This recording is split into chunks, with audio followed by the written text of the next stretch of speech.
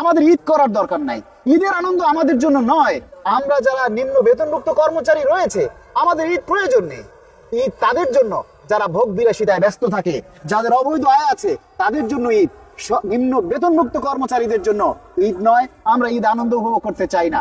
আমরা ঈদ পরবর্তী সময় মাননীয় প্রধানমন্ত্রী আপনার সাথে একটু সাক্ষাৎ চাই। আপনার সাথে একটু সাক্ষাৎ করে সরাসরি আমাদের দাবির কথাগুলি তুলে ধরতে চাই। এই যে কর্মচারীরা আজকে না খেয়ে জীবনযাপন করছে, তাদের দায়ভার রাষ্ট্রের নেই। অথচ অন্তর্বর্তীকালীন সরকার আমাদের আন্দোলনের ফলে পে কমিশন গঠন করে আমাদের প্রতিনিধি সমাবেশ নিয়েছিল, আমাদের মতামত নিয়েছিল রাষ্ট্রের প্রত্যেকটা সেক্টরের, এমনকি ডিফেন্সের, সেনাবাহিনীর প্রত্যেকের মতামত নিয়েছিল, সচিব মহোদয়ের মতামত নিয়েছিল। তারপরে একটা পে কমিশনের চূড়ান্ত রিপোর্ট দিয়ে সেখানে আমাদের অর্থ উপদেষ্টা জানিয়েছিলেন 40,000 কোটি টাকা নাকি আমাদের পে স্কেলের জন্য বরাদ্দ রাখা হয়েছিল। অথচ আমাদের তকদিরে এই ঈদের আগে আমরা পে স্কেলের, অথচ আমাদের সেই বাজেট দিয়ে ভর্তুকি দেওয়া হচ্ছে, কৃষকের ঋণ মওকুফ করা হচ্ছে, ফ্যামিলি কার্ড দেওয়া হচ্ছে। ফাইন, আমরাও চাই দেশের মানুষ সেবা পাক, কিন্তু আমাদেরকে বঞ্চিত করে কেন? সরকারি কর্মচারীরা কি প্রাপ্য নয়? যেই কর্মচারীরা প্রত্যক্ষ এবং পরোক্ষভাবে মাননীয় প্রধানমন্ত্রী আপনার রাষ্ট্রের উন্নয়নের জন্য সেবা দিয়ে যায়, সরকারি কর্মচারীরা কাজ না করলে রাষ্ট্র চলবে? অথচ সেই সরকারি কর্মচারীরা হচ্ছে আপনার পরিবারের অংশ। একটা সরকারের যত নীতি নির্ধারক আছে এবং সরকারি কর্মকর্তা কর্মচারী আছে, তাদের নিয়েই হচ্ছে একটা পরিবার। আপনার সেই পরিবারের লোকেরা ঠিক মতো ঈদ করতে পারছে কিনা, আপনার সেই পরিবারের লোকেরা ভালো আছে কিনা, তাদের চিকিৎসা চলে কিনা, তাদের স্কুলের ছেলে মেয়েদের লেখাপড়া ঠিক মতো চলে কিনা, সে খোঁজ নিচ্ছেন না। সাধারণ মানুষের আপনারা সেবা দেওয়া শুরু করেছেন। দিন, আমাদেরকেও সাথে রাখেন।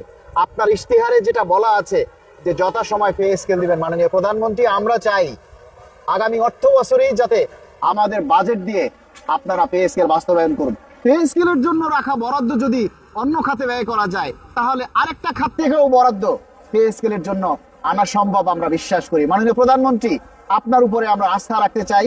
এদেশের যে সাধারণ 22 লক্ষ কর্মচারী রয়েছে, 22 লক্ষ পরিবার রয়েছে, আমরা আপনার সাথে আছি।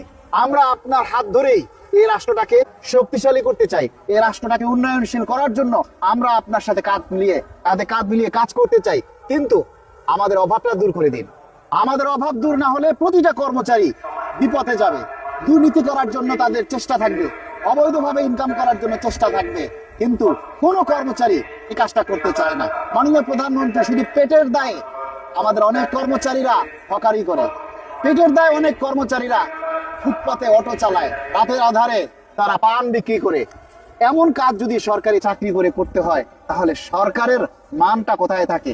বিশ্ববাজারে বাংলাদেশের সরকারি কর্মকর্তা কর্মচারীদের অবস্থানটা কোথায় থাকে? তাই আমরা চাই মাননীয় প্রধানমন্ত্রী আপনার একটু সাক্ষাৎ।